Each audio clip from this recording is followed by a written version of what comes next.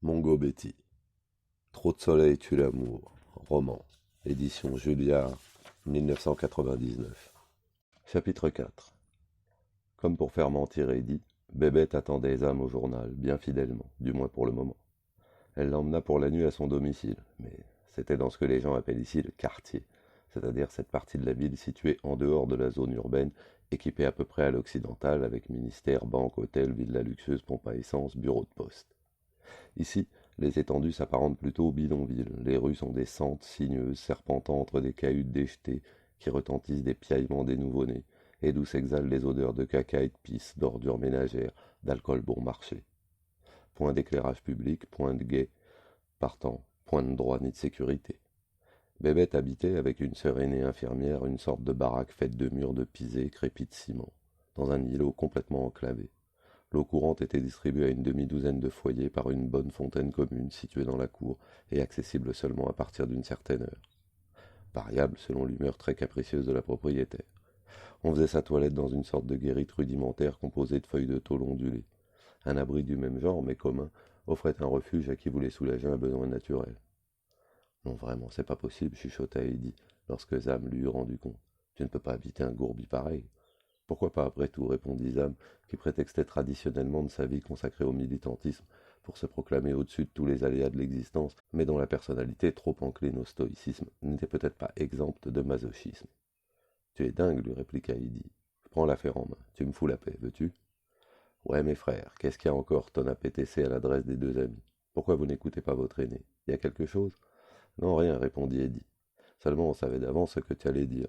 Les Français nous sortent par les yeux avec leur francophonie et leur franc CFA, et voilà qu'ils se mettent à expulser nos frères de chez eux, et encore par certains entiers. Il est temps qu'ils nous foutent définitivement la paix ici, et s'en aillent chez eux, à leur tour. Après leur génocide du Rwanda, ils ne devraient même pas sortir dans la rue. Si seulement Kabila réussissait enfin à les expulser du Zaïre, etc., etc. Alors ce n'est pas vrai? Se scandalisa PTC. Si, c'est vrai, mais on le savait déjà, c'est tout. Sais-tu, patate, ce que tu pourrais ajouter pour rendre ce numéro intéressant? Non, mais tu vas me le dire. Par exemple, tu pourrais ajouter, pour forcer les Français à déguerpir, allons botter les fesses à leur ambassadeur. Ou bien, prenons les armes comme Kabila.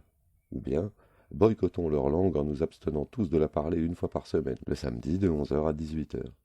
Pourquoi le samedi? Demanda sérieusement PTC, qui n'avait pas toujours l'humour idoine aux circonstances. Pourquoi pas ma patate, fit Eddie. Enfin, dis-nous un moyen de foutre ces malotrus dehors, au lieu de pleurnicher à longueur de journée. Voilà 30 ans que nous chialons et ça a donné quoi? C'est ça le problème. Comment nous en débarrasser? Voilà le hic. Nous savons pourquoi, depuis 50 ans. Après un entretien tout à l'heure avec Eddie qui s'y connaît, enchaîna PTC, dédaignant la dernière réplique de l'avocat tant elle était pertinente, nous sommes persuadés que notre ami Zamakoué est dans le collimateur des tueurs du pouvoir. Autrement, il n'y a pas d'explication à ce qui s'est passé hier. Tout ça n'est pas très clair, mais quand même. Je n'insisterai pas trop, vous me comprenez tous sans difficulté. Voici la question que je propose à la sagacité de tous. Lorsqu'un camarade est dans le collimateur des tueurs, on fait comment pour le protéger? Il faut le protéger, n'est-ce pas? Alors on fait quoi? J'attends vos réponses. Il faut s'organiser, on ne peut plus se contenter de laisser faire. Alors on fait comment? S'il croyait les autres journalistes sous le choc comme lui-même, et comme il eût été logique, PTC se trompait lourdement. De quels moyens disposons-nous réellement? Intervint un humoriste. Pour l'artillerie lourde, ça peut aller, il ne faut pas trop se plaindre. Mais par exemple, nous serait-il possible de nous doter d'un sous-marin atomique? PTC, qui s'épongeait le visage, parut tout à coup au bord de l'apoplexie. Mais comme une bonne moitié de l'assistance s'esclaffait, il prit lui aussi le parti d'en rire, bien que le cœur n'y fût pas. C'est vrai, PTC, intervint un autre humoriste qui avait des lettres. Il faut dire que l'ennemi est quand même de taille, du moins par rapport à nous autres.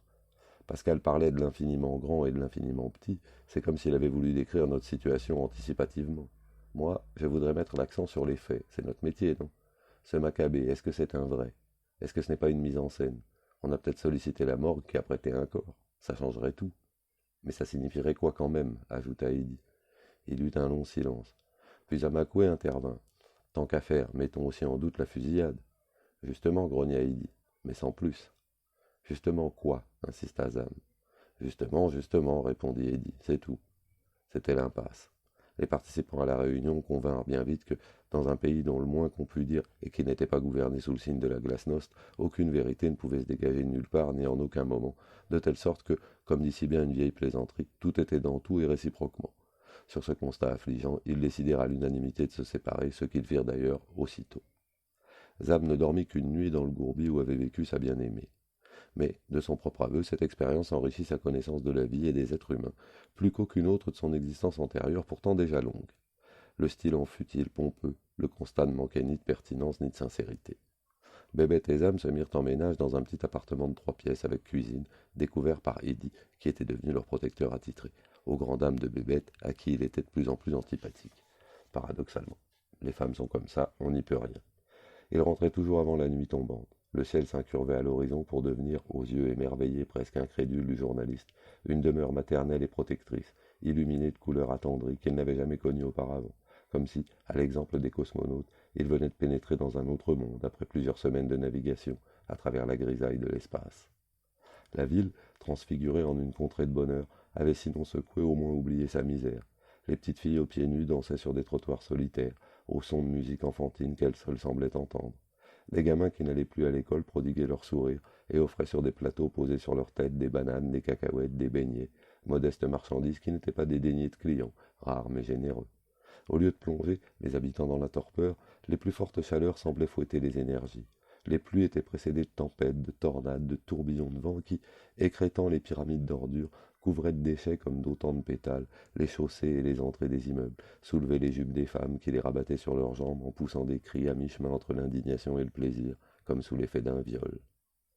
Même le spectacle de la pluie, quand en vint la saison, était un enchantement dans ce site de collines innombrables, flanqué d'autant de ravines sans doute uniques au monde.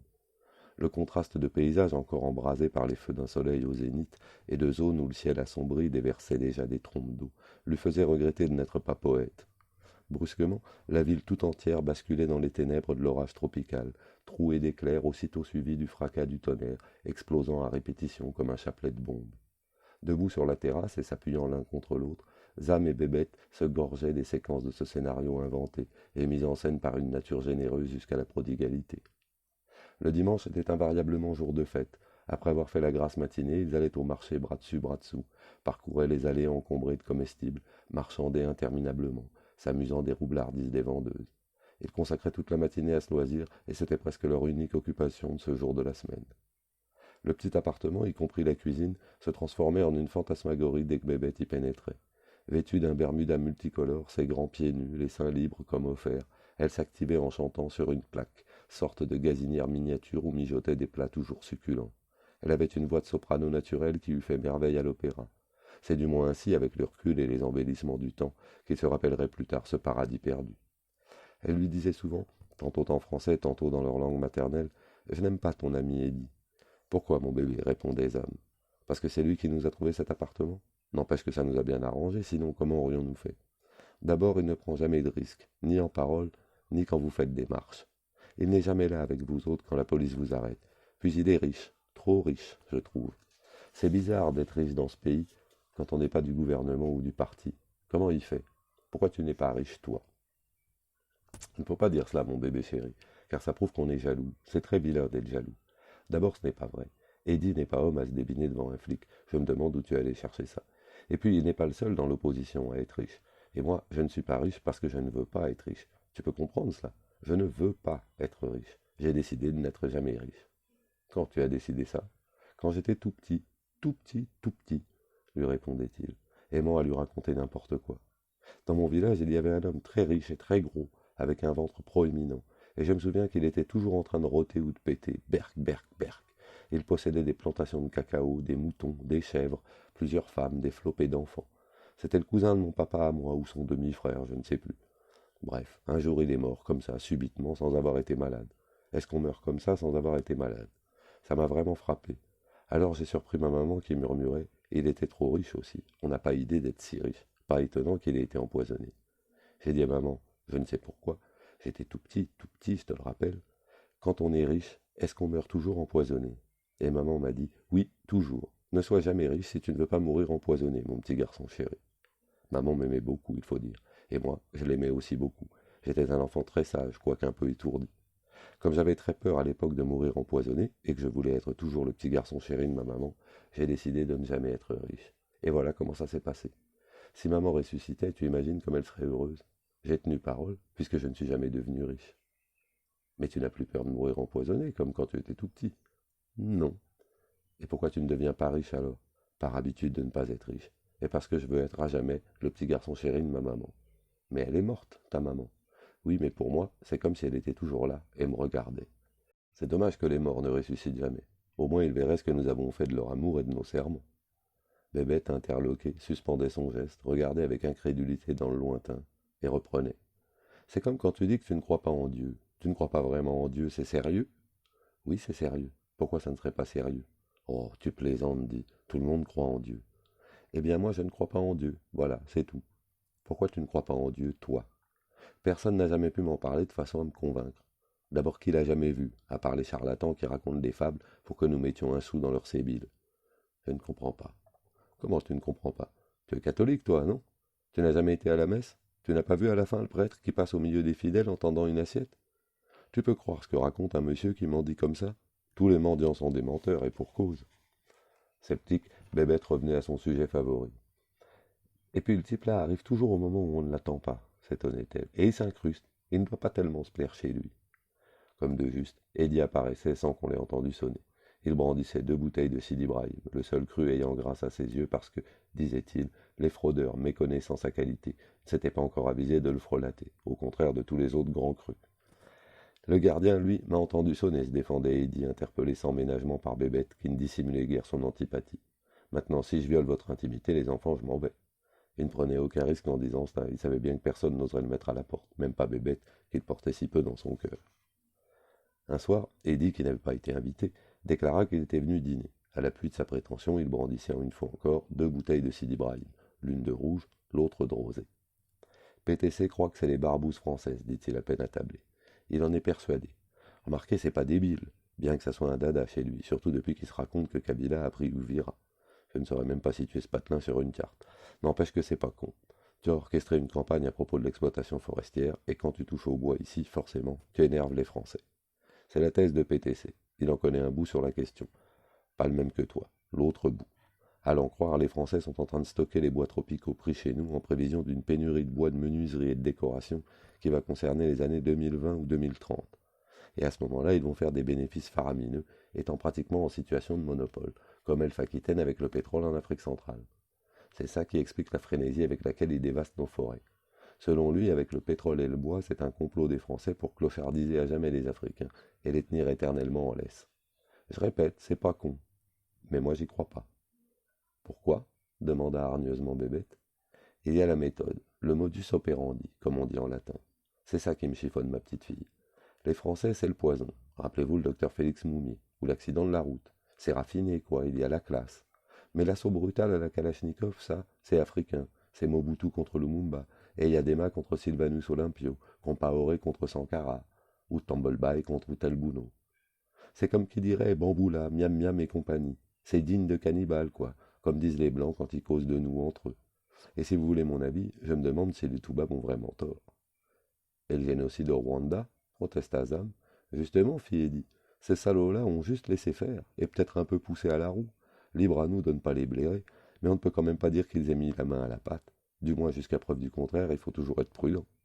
Et si c'était une mise en scène, comme soupçonnait un collègue l'autre jour? Et tu avais l'air de l'approuver, se hasarda Zam. Non, c'était un vrai Maccabée, je me suis informé à la bonne source. Autrement dit, conclut Zam, il n'y a plus qu'à attendre la suite des réjouissances. C'est comme dans une épidémie. Les premiers cas sont incertains, et c'est ensuite que la nature de la maladie se confirme. Tu l'as dit, Bouffi. À propos, tu n'as pas les jetons certains jours? Quelle idée, fit Zam en éclatant d'un rire jaune. Est-ce que tu m'as bien regardé? Suis-je homme à jamais avoir le trouillomètre à zéro? Contemple donc le portrait de Chaka tout craché, voyons. T'as les couilles où il faut, mec. Chapeau. Parce que tu crois ce qu'il raconte, cria Bébête au bord des larmes. Tu crois que c'est une vie? Juste à ce moment-là, on entendit un bruit apocalyptique, une espèce d'énorme boum, qui ne ressemblait à aucun des bruits familiers aux oreilles des habitants de notre ville. C'était peut-être à la rigueur le vacarme du tonnerre, mais seulement au loin. Pourtant le bruit venait d'un endroit très proche, sans doute du rez-de-chaussée de l'immeuble, à moins que ce ne fût du sous-sol.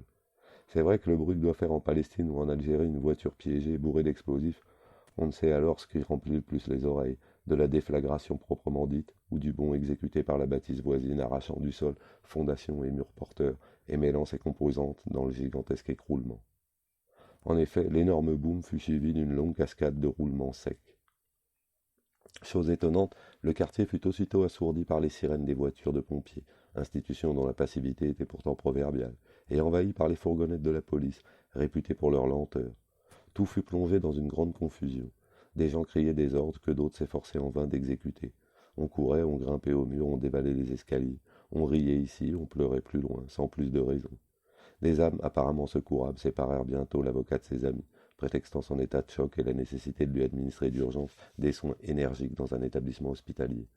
Zam et sa bien-aimée furent extraits d'un amoncellement de gravats. Ils étaient couverts de poussière mais indemnes.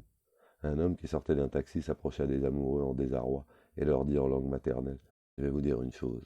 Vous en avez de la chance, comme vous n'imaginez même pas. Mais si, non seulement vous avez réchappé de cet attentat, mais par un hasard fou, j'ai quelque chose de très bien pour vous loger. Je viens juste d'en parler avec le bailleur qui m'a chargé de lui trouver des clients éventuels. Quelle coïncidence quand même, vous ne croyez pas? Un vrai miracle. Oui, je sors tout juste de chez lui. Je le connais très bien. Il sera l'homme le plus heureux quand il découvrira qui je lui amène. En plus, c'est donné, croyez-moi. Pas plus de 100 000, et il y a même une piscine. Vous n'en reviendrez pas. Vous en avez une chance. Quelle coïncidence, un vrai miracle. Zam et Bébête se regardèrent. Le taximan avait l'air d'un brave garçon. De plus, on résiste difficilement ici à qui vous parle en langue maternelle, tellement c'est devenu rare dans la capitale. Quelle chance est la vôtre, répétait-il. Pourquoi hésiter? Suivez-moi, vous ne regretterez pas. Quelle coïncidence, un vrai miracle. Ils se laissèrent séduire et dormirent le soir même dans une élégante villa, construite en rotonde avec jardin, téléphone, piscine et dépendance. Bébête, à qui apparemment rien de tel n'était jamais arrivé auparavant, ne semblait pas rassurée outre mesure. Elle se tenait avec obstination près de Zam comme un toutou apeuré. Elle n'avait jamais été bavarde, mais ce jour-là elle semblait avoir perdu sa langue. Zam lui disait en lui caressant la joue: « N'aie pas peur, mon joli bébé. De toute façon, on saura bientôt si c'est du lard ou du cochon, comme disent les Français. » Normalement, Bébête aurait dû répliquer dans le français africain où elle excellait quand elle voulait bien: « Ça veut même dire quoi, là ?» Mais elle ne disait rien, et Zam ne se formalisait pas de ce mutisme. Une jeune personne pas vraiment franche du collier vint à la villa peu avant la tombée de la nuit. On fut obligé d'illuminer le jardin pour la guider jusqu'au perron, où elle se présenta d'une voix gaie comme étant la fille du propriétaire. Elle déversa un flot de paroles sans pour autant éclairer les amoureux d'une façon convaincante. En revanche, elle dévisageait alternativement Zam, puis Bébête, puis Zam, et ainsi de suite, comme si sa vraie mission était de les identifier, ou du moins de retenir leur image pour en rendre compte. Nous aimerions savoir avec précision à qui nous avons affaire, lui dit Zam. Pas question de rester un jour de plus dans cette incertitude. Nous préférerions alors nous en aller. Oh, fit la jeune personne sur un ton compatissant, ce n'est que cela. Ne vous faites aucun souci, ni sur l'identité de votre bailleur, ni sur ses prétentions. La maison vous plaît au moins? C'est l'essentiel. Pour le reste, inutile de vous inquiéter, croyez-moi. Enfin, si c'est votre idée, tout sera éclairci demain à midi au plus tard. En effet, le lendemain, vers midi, se présenta un très petit homme, maigre, entre deux âges, qui n'était pas le propriétaire mais son mandataire, et se conforma rigoureusement aux promesses du taximan. La maison, dotée en effet d'une piscine, était louée pour 100 000 francs CFA. De larges facilités de paiement étaient en outre accordées aux journalistes. C'est dingue, s'exclamait sans arrêt Zamakoué en faisant pour la millième fois le tour du propriétaire, ayant toujours à ses basques Bébête, apurée et muette. C'est dingue, dingue. Me voici devenu brusquement une espèce de pacha. Quand il eut lancé pour la 163e fois exactement l'exclamation c'est dingue, il se ravisa tout à coup et, parlant, eût-on dit à la cantonade, comme presque toujours quand il se trouvait en tête-à-tête avec Bébête, il déclara: Merde, merde, merde. Voyons voir. Supposons que des gens malveillants veuillent connaître mes conversations et, ipso facto, s'informer d'avance de mes projets de papier. Qu'est-ce qu'il ferait? Il m'amènerait astucieusement à emménager dans une maison truffée de micros. Eh bien voilà, je me suis laissé piéger comme un nourrisson. Je vais les berner, moi. On verra qui est le plus malin. Pendant une semaine, Zamakoué fut obsédé par la peur des micros. Il ne prononçait pas un mot tant qu'il était à l'intérieur de sa nouvelle résidence. Il n'eut pas besoin d'en faire la recommandation à Bébête, de plus en plus muette s'il était possible. De temps en temps quand même, il était pris d'un fou rire qui l'étouffait aussitôt. Il les imaginait accrochés à leurs instruments, tendant fébrilement l'oreille, stupéfiés de ne rien entendre, se laissant finalement aller à l'écœurement, jetant rageusement leur casque sur la table, un vrai cinéma.